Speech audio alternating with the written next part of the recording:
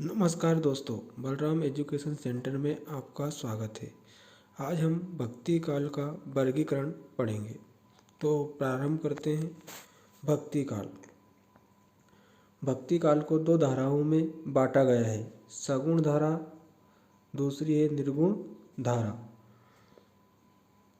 इसी प्रकार सगुण धारा को भी दो धारा या शाखाओं में बांटा गया है, राम भक्ति शाखा, दूसरी है कृष्ण भक्ति शाखा।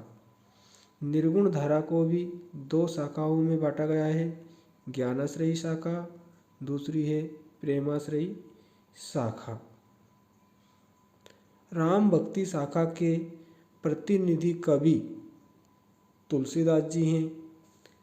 कृष्ण भक्ति शाखा के प्रतिनिधि कवि सूरदास जी हैं। ज्ञानाश्रयी शाखा के प्रतिनिधि कवि कबीरदास जी हैं।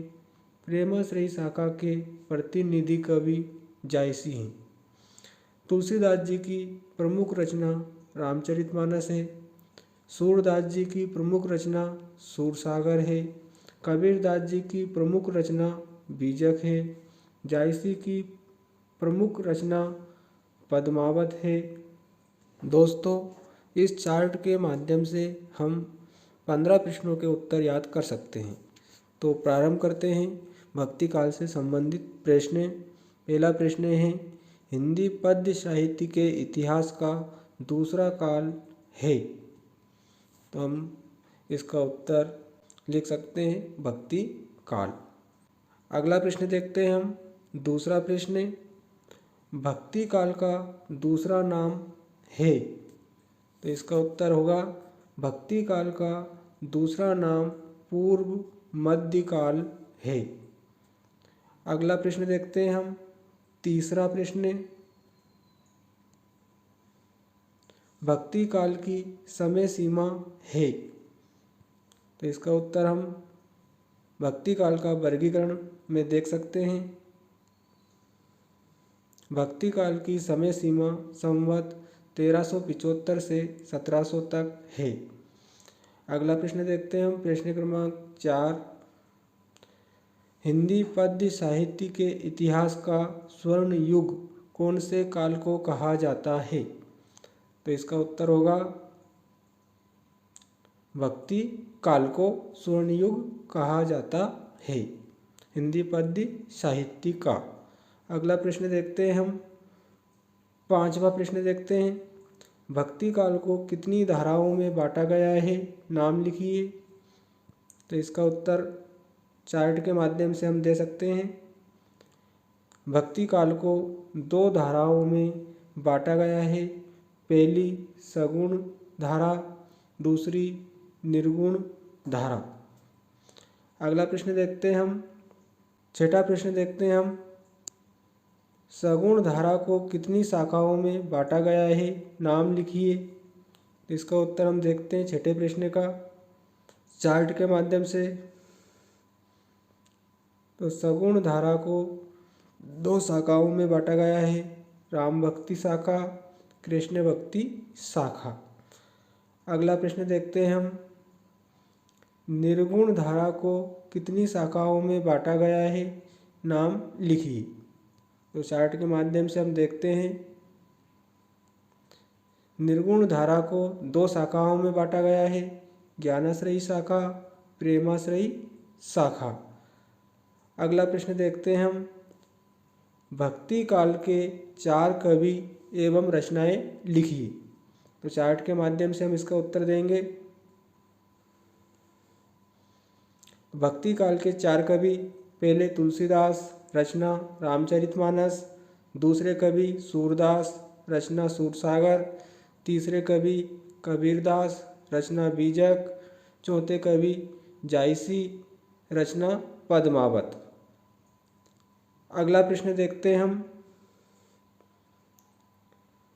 दो महाकाव्य और उनके रचनाकारों के नाम लिखिए। तो चार्ट के माध्यम से हम इसका उत्तर लिख सकते हैं। दो महाकाव्य और उनके रचनाकार। तो पहले रामचरितमानस, रचनाकार हैं तुलसीदास। दूसरा जो महाकाव्य है पद्मावत, और पद्मावत महाकाव्य के रचनाकार हैं जायसी, जिनका पूरा नाम मलिक मोहम्मद जायसी है। अगला प्रश्न देखते हैं हम।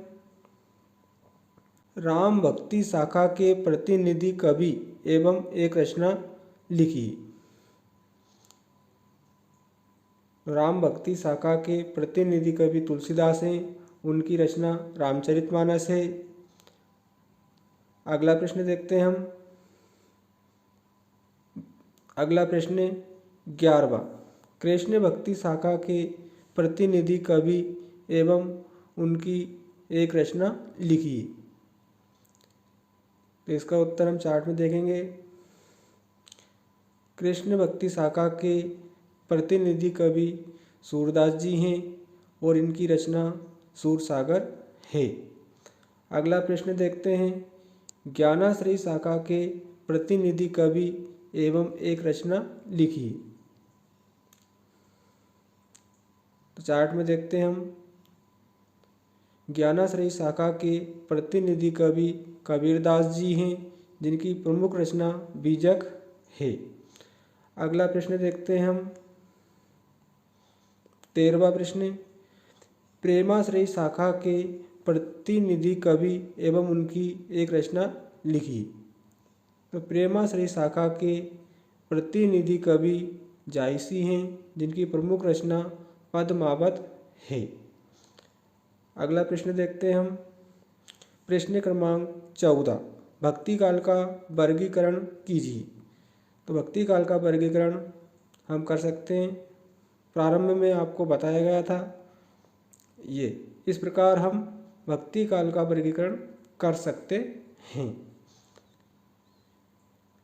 अगला प्रश्न देखते हैं हम। प्रश्न क्रमांक 15, भक्ति काल की विशेषताएं लिखी। तो भक्ति काल की विशेषताएं, पहली विशेषताएं साकार व निराकार ब्रह्म की उपासना। इस काल में ईश्वर के साकार एवं निराकार ब्रह्म की उपासना की गई। साकार एवं निराकार ईश्वर की उपासना भक्ति काल की प्रमुख विशेषता है। दूसरी विशेषता है रहस्यवादी कविता का प्रारंभ।